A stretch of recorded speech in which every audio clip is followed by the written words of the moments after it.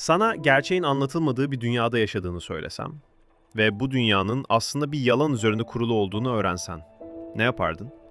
Lies of P'nin karanlık ve rahatsız edici dünyasına hoş geldin.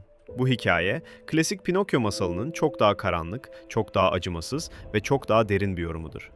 Masum bir kuklanın insan olma hayali, burada yerini kimlik arayışına, ahlaki seçimlere ve yalanlarla örülmüş bir dünyada gerçeği bulma mücadelesine bırakıyor. Hikayemiz Krat adlı bir şehirde başlıyor. Bir zamanlar teknolojinin zirvesine ulaşmış, refah içinde yaşayan bu şehir artık harabeye dönmüş durumda. Sokaklar sessiz, binalar yıkık ve her köşe başında ölüm kol geziyor. Bu yıkımın sebebi ise kuklalar. İnsanlar tarafından yaratılan, hizmet etmek için tasarlanan kuklalar bir gün kontrolden çıkıyor. Ancak bu sadece basit bir isyan değil. Bu olay Puppet Frenzy olarak biliniyor ve Krat'ı tamamen yok oluşun eşiğine sürüklüyor. Kuklalar sahiplerine karşı dönüyor, insanları acımasızca katlediyor ve şehirde hiçbir güvenli yer bırakmıyor. İşte tam bu kaosun ortasında bizim karakterimiz uyanıyor. Biz, Geppetto'nun yarattığı özel bir kuklayız. Adımız Pi ve bu sadece bir isim değil, bir hikayenin başlangıcı. P diğer kuklalardan farklıdır. Onun bir amacı vardır. Geppetto'yu bulmak. Ama bu yolculuk sadece bir arayış değil, aynı zamanda kim olduğunu keşfetme yolculuğudur. Oyunun başlarında P tamamen mekanik bir varlık gibi görünür. Duyguları yoktur ve kararları basittir. Ama ilerledikçe oyuncuya bir seçenek sunulur. Yalan söylemek ya da gerçeği söylemek. Bu seçimler oyunun en önemli mekaniklerinden biridir. Çünkü bu dünyada yalanlar sadece sözlerden ibaret değildir. Yalanlar seni insan yapar. Evet, bu evrende insan olmak doğruyu söylemekten değil, yalan söylemekten geçer. Payne'in yolculuğu boyunca karşılaştığı karakterler bu dünyanın ne kadar karmaşık olduğunu gösterir. Bunlardan biri Sofya'dır. Gizemli, sakin ve bir o kadar da güçlüdür. Sofya P'ye rehberlik eder, ona yol gösterir.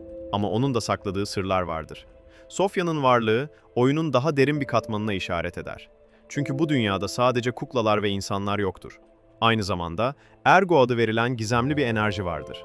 Ergo, insanların ruhlarının bir yansımasıdır ve kuklalar bu enerji sayesinde hareket eder. Ama burada işler daha da karışır. Çünkü bazı kuklalar bilinç kazanmaya başlar. Artık sadece hareket eden makineler değildirler. Düşünürler, hissederler ve belki de insan olmaya başlarlar. P'nin yolculuğunda karşılaştığı düşmanlar sadece kuklalar değildir. Aynı zamanda Karkas adı verilen mutasyona uğramış insanlarla da savaşır. Bu yaratıklar hastalığın ve çürümenin bir sembolüdür. Krat'ta yayılan bu hastalık insanları yavaş yavaş tüketir. Ama bu sadece fiziksel bir hastalık değildir. Aynı zamanda zihinsel bir çöküştür. Şehrin hikayesi, insanlığın açgözlülüğünün ve kontrol arzusunun bir sonucudur. Kuklalar yaratıldı. Çünkü insanlar hizmet edilmek istedi. Ama kontrol kaybedildiğinde bu yaratımlar felakete dönüştü. Geppetto ise bu hikayenin en karmaşık karakterlerinden biridir. İlk bakışta kayıp oğlunu arayan bir baba gibi görünür. Ama gerçekler ortaya çıktıkça onun niyetlerinin o kadar da masum olmadığı anlaşılır. P'nin aslında sadece bir kukla olmadığı, özel bir amaç için yaratıldığı ortaya çıkar. Geppetto'nun planı çok daha karanlık ve çok daha kişiseldir. P'nin yolculuğu boyunca verdiği kararlar hikayenin gidişatını değiştirir. Yalan söyledikçe Pi daha insani hale gelir. İç dünyası değişir, duygular kazanır, empati kurar ve en önemlisi seçim yapmayı öğrenir. Bu noktada hikaye klasik iyi ve kötü çatışmasının çok ötesine geçer. Çünkü burada doğru olan her zaman doğru değildir ve yalanlar bazen gerçeğin kendisinden daha anlamlı olabilir. Oyunun ilerleyen bölümlerinde Pi'nin gerçek kimliği ve amacı daha da netleşir. Geppetto'nun aslında kendi oğlunu geri getirmek için Pi'yi kullandığı ortaya çıkar. Pi sadece bir araçtır, bir beden, bir kabuk. Ama önemli olan soru şudur. Eğer bir kukla düşünebiliyorsa, hissedebiliyorsa ve seçim yapabiliyorsa, gerçekten sadece bir kukla mıdır? İşte Lies of P'nin temel sorusu budur. Hikaye burada daha da derinleşir. Çünkü Krat sadece fiziksel olarak yıkılmış bir şehir değildir. Aynı zamanda ahlaki olarak da çökmüştür. Şehirde dolaştıkça terk edilmiş evler, yarım kalmış hayatlar ve kaybolmuş umutların izleri görülür. Her bir not, her bir kayıt aynı gerçeği fısıldar. Bu felaket bir anda olmadı. İnsanlar kuklaları sadece hizmet için değil, aynı zamanda kendi zayıflıklarını gizlemek için kullandı. Yalnızlığı bastırmak, acıyı azaltmak ve sorumluluktan kaçmak için. Ama bir noktada kuklalar düşünmeye başladı ve düşünmek sorgulamayı getirdi. Pi'nin karşılaştığı bazı kuklalar hala eski görevlerine bağlı kalmaya çalışır. Boş sokaklarda artık var olmayan sahiplerini beklerler. Bu sahneler oyunun en hüzünlü anlarından biridir. Çünkü bu kuklalar aslında insanlardan daha sadıktır ama aynı zamanda daha trajiktirler. Bazı kuklalar ise tamamen kontrolden çıkmıştır ve şiddetle hareket eder. Bu da bize bilinç kazanmanın her zaman kurtuluş olmadığını gösterir. Bazen bilinç bir lanettir. Oyunda yaptığın seçimler sadece hikayeyi değil, Pi'nin davranışlarını da etkiler. Daha fazla yalan söyledikçe Pi daha insansı hale gelir. Hareketleri değişir, tepkileri farklılaşır ve çevresine verdiği tepkiler daha anlamlı hale gelir. Hatta bazı anlarda müziklere verdiği tepkiler bile değişir. Bu da onun iç dünyasının geliştiğini gösterir. Bu detaylar dönüşümün sadece hikayede değil, karakterin içinde gerçekleştiğini gösterir. Sofya ile olan bağ zamanla güçlenir ve onun rehberliği Pi'nin duygusal gelişiminde önemli bir rol oynar. Ancak Sofya'nın kaderi hikayenin en ağır anlarından birini oluşturur. Ve burada oyuncuya bir seçim daha sunulur. Merhamet mi yoksa gerçek mi? Bu seçim sadece Sofya'nın kaderini değil, Pi'nin insanlığa ne kadar yaklaştığını da belirler. İşte oyunun gücü burada ortaya çıkar. Çünkü sana sadece bir hikaye anlatmaz, seni o hikayenin bir parçası yapar. Finale yaklaştıkça gerilim artar ve Geppetto'nun gerçek planı tamamen ortaya çıkar. Oğlunu geri getirmek için her şeyi göze almıştır. Ahlakı, insanlığı ve hatta seni bile. Bu noktada Krat'ın geçmişine dair daha fazla detay ortaya çıkar. Şehrin nasıl yavaş yavaş çöktüğünü, insanların nasıl umudunu kaybettiğini ve kuklaların nasıl birer felakete dönüştüğünü daha net görürüz. En büyük yüzleşme burada gerçekleşir.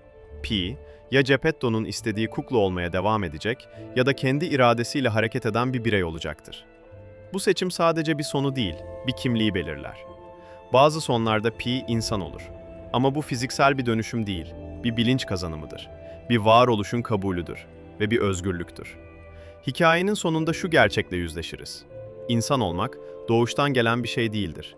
Seçimlerle şekillenen bir süreçtir. Yalanlar, doğrular, hatalar ve fedakarlıklar seni sen yapar. Krat'ın karanlık sokaklarında başlayan bu yolculuk tek bir sorunun etrafında döner. Gerçek nedir? Ve daha da önemlisi, gerçek her zaman gerekli midir? Belki de bazı yalanlar bir gerçeği korumak içindir. Belki de bazı gerçekler söylenmemesi gereken şeylerdir. Ve belki de insan olmak tam olarak bu ikisinin arasında kalabilmektir. Ve hikaye burada bitmez. Çünkü Krat'ın küllerinin altında hala anlatılmayı bekleyen sırlar vardır. Hala çözülmemiş gizemler vardır. Ve hala cevaplanmamış sorular vardır. Şehrin derinliklerinde saklanan geçmiş, yapılan deneyler, insanların ergo üzerindeki kontrolü arttırma çabası ve bunun getirdiği korkunç sonuçlar aslında felaketin gerçek nedenini gözler önüne serer. İnsanlar sadece kuklaları yaratmakla kalmadı, aynı zamanda ruhu kontrol etmeye çalıştı ve bu doğanın dengesini bozdu.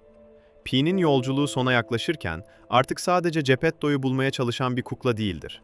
Kendi varoluşunu sorgulayan bir bireydir. Verdiği her karar onu biraz daha insan yapar ya da biraz daha bir kukla olarak bırakır. Ve bu ince çizgi oyunun en etkileyici yönlerinden biridir. Çünkü oyuncu olarak sen de bu çizgide yürürsün. Her seçiminde aslında kendini sorgularsın. Doğruyu mu söylüyorsun yoksa gerekli olanı mı yapıyorsun? Vicdanını mı dinliyorsun yoksa sonucu mu düşünüyorsun? İşte Lies of P seni tam olarak bu ikilemin ortasına bırakır. Sonunda aynaya baktığında gördüğün şey sadece P değildir. Aynı zamanda kendi seçimlerinin bir yansımasıdır. Ve belki de en büyük gerçek şudur ki, bazen doğruyu bilmek yetmez. O doğruyla ne yapacağını seçmek gerekir. Çünkü seçimler kim olduğumuzu belirler. Ve bazen en zor seçimler en doğru olanlardır. Ama her doğru seçim kolay değildir. Ve her kolay seçim doğru değildir. Lies of P'nin dünyasında attığın her adım, söylediğin her söz ve seçtiğin her yol seni biraz daha değiştirir. Ve bu değişim geri döndürülemez. Çünkü bazı kararlar verildiği anda kader haline gelir. Ve hikayenin en sonunda her şey bittiğinde, Krat'ın sessizliği geri döndüğünde ve geriye sadece yaptığın seçimler kaldığında tek bir şey netleşir. Sen kim oldun? Bir kukla mı yoksa gerçekten bir insan mı?